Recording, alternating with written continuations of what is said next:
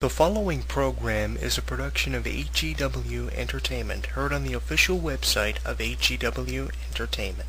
It's that time once again for HEW Entertainment Radio. And that's all I got to say about that. Hosted by Jonathan Clarke. You beat the man! You gotta beat the man! Woo! Be sure to join us in the live chat room during the show. Hulkamania is running wild like it's never ran before.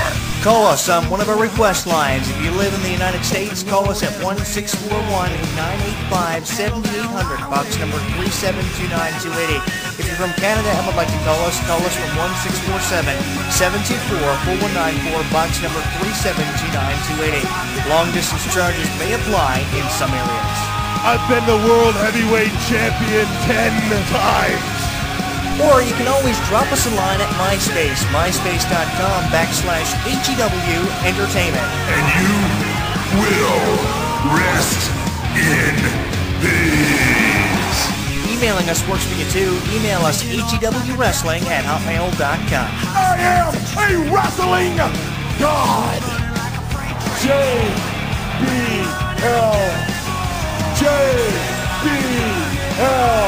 And now, without any further ado, here is your host of HEW Entertainment Radio on the official website of HEW Entertainment, Jonathan Clarke. The champ is here.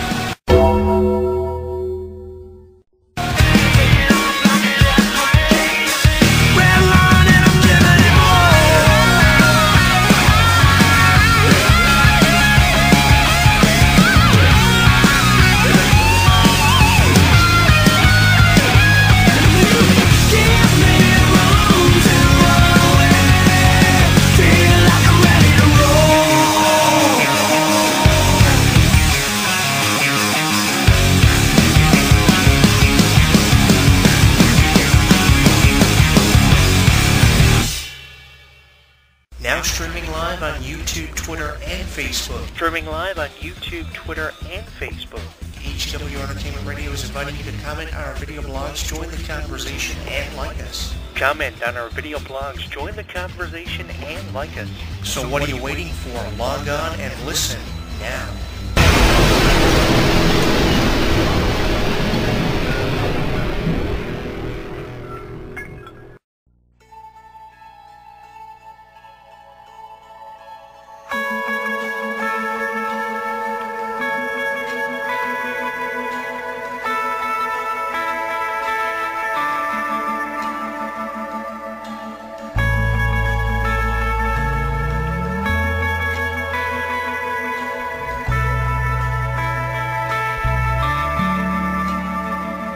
Let it go, let it roll right off your shoulder, don't you know?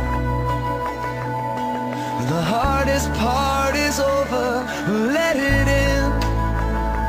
Let your clarity define you in the end.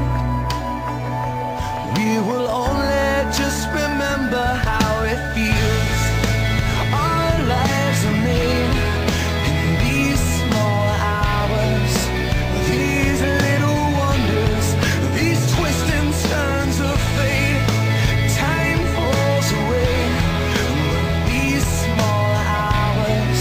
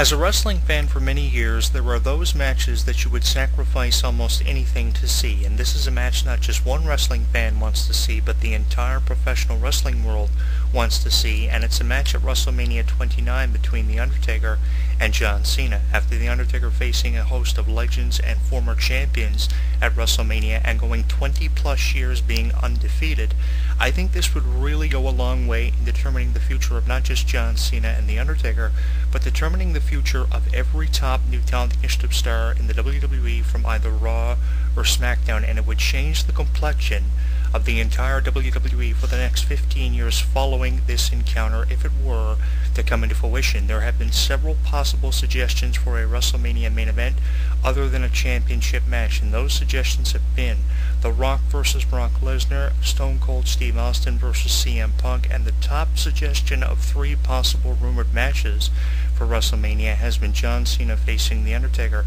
Here's how I see it all playing out. The night after the Royal Rumble, John Cena wins the Royal Rumble, and rather than choosing to face the WWE or World Champion, he would choose to face The Undertaker in an attempt to build on momentum that he was unable to attain in the year of 2012. This year has been the worst year of John Cena's entire 10-year run in the WWE. Every opportunity that he's been presented with has slipped through his fingers, even the Money in the Bank briefcases, not just from Raw, but from SmackDown. So that goes a long way in saying what kind of year John Cena has had. But despite having a very uncredible year, he was voted a Superstar of the Year. He's won that award more times than anyone, and I think that if you were to award an award for Superstar of the Year to anyone statistically based on their performance, even though it's only in one match a year on average over the last few years, Superstar of the Year every year would be The Undertaker for that one match he gives us. On average, he gives us 1 to 2 matches